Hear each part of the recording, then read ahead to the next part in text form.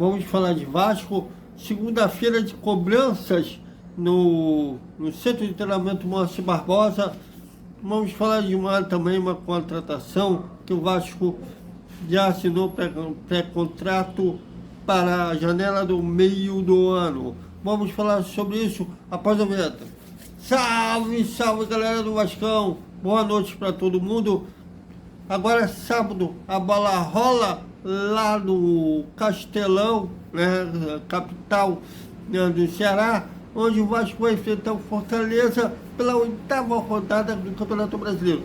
Todo mundo preocupado, só uma vitória em 7 jogos, 16ª colocação, que ainda pode ser ir para a zona de rebaixamento.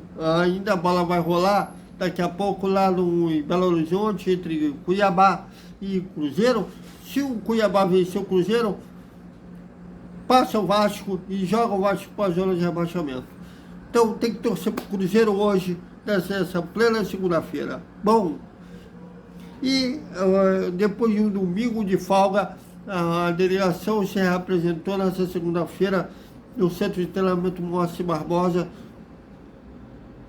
E, claro, no ambiente, devido aos resultados, futebol é resultado, não importa se o trabalho é um planejamento, já previa uma oscilação no time profissional, mas o que interessa para o torcedor e na tabela de classificação, obviamente, é os resultados.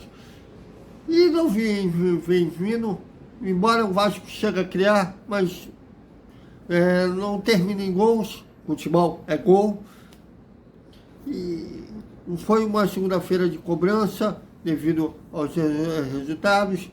Paulo Braz, o diretor também do futebol, Abel Braga, conversaram com o elenco, conversaram com o Maurício Barbelli, que vai continuar no comando da equipe no sábado contra o Fortaleza. Apesar da torcida, eu acho que é mais tem uma associação ainda na cabeça, que perdia 2, 3 jogos, já demitiu o treinador. Ainda na direção do Vasco SAF, o técnico Maurício Barbelli continua prestigiado. Eles querem pelo menos esperar até a janela do meio do ano, que eles acreditam que o time ainda vai dar liga e vai vir reforços nessa janela. Pode falar em reforços, o Vasco acertou com o atacante Serginho do Vaspaçur, da Turquia, 28 anos, ele é brasileiro, mas nunca jogou profissionalmente no futebol do Brasil. Ele jogava na divisão de base do Vitória da Bahia, quando foi negociado para fora, jogando a terceira linha do futebol europeu, Turquia, Grécia, esses mercados que não é a primeira linha no futebol lá da Europa, e estava no Vaspaçur. E como ele está em final de contrato, vai chegar ao Gigante da Colina sem custos, só o Vasco bancando o salário do jogador. Agora é difícil. Eu queria saber as bases que os coaches do Vasco vê os jogadores para contratar. Já sabia que uma dos perfis que agradaria a 77 nessa janela no meio do ano é os jogadores de fim de contrato. Mas eu não lembro de ter visto esse Serginho em ação para saber a qualidade do jogador. Mas pela posição ele vem para brigar a posição com o Pedro Raul, atacante. Não tem referência, ou seria atacante pelos lados, não tem muita referência desse jogador, mas o Vasco assinou, o jogador inclusive já assinou um pré-contrato com o Gigante da Colina. Parabéns ao Carlos Barreto, que deu a notícia em primeira mão de jogar às 10. Parabéns ao Carlos Alberto Vieira, nosso Beto, que é site dele, que deu esse furo em primeira mão, e eu confirmo essa notícia vinda do Vasco. O Vasco, mais uma contratação vinda do Vasco. O Departamento de Comunicação do Vasco ainda vai confirmar a contratação, né, do jogador.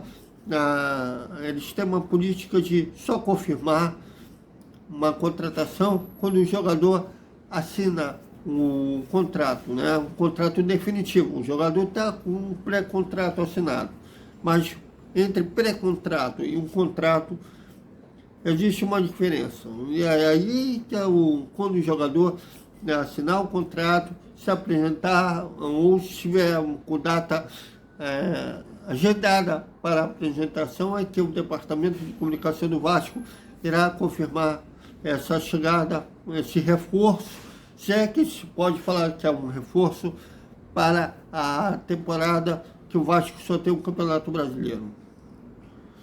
E é o que nos preocupa ainda mais com o Vasco, diferente dos outros, né? Só o Cuiabá que está ao mesmo nível do Vasco, temos só um campeonato para ser disputado. E o Vasco está na 16ª colocação.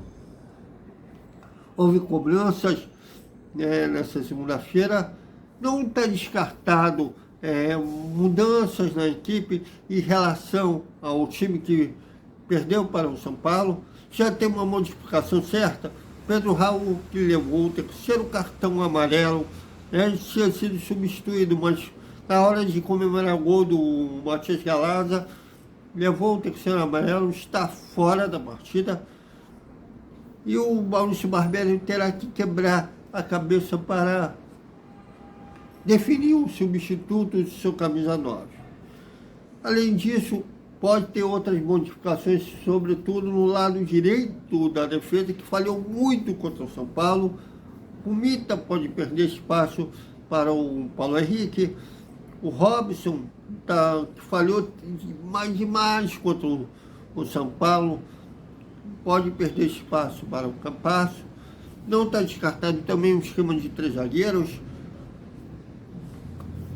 Vamos ver durante a semana como que será os treinamentos, embora só tem saiu a janela, né, da semana, só tem aberto para a imprensa.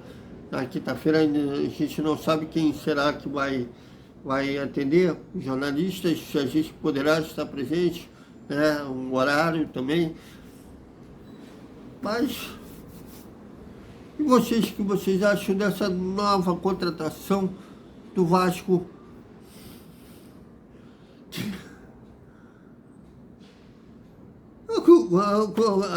Na janela de quinta-feira deveria ter sido alguém dos coaches do Vasco para falar como se baseou essa contratação do Serginho. Até mais.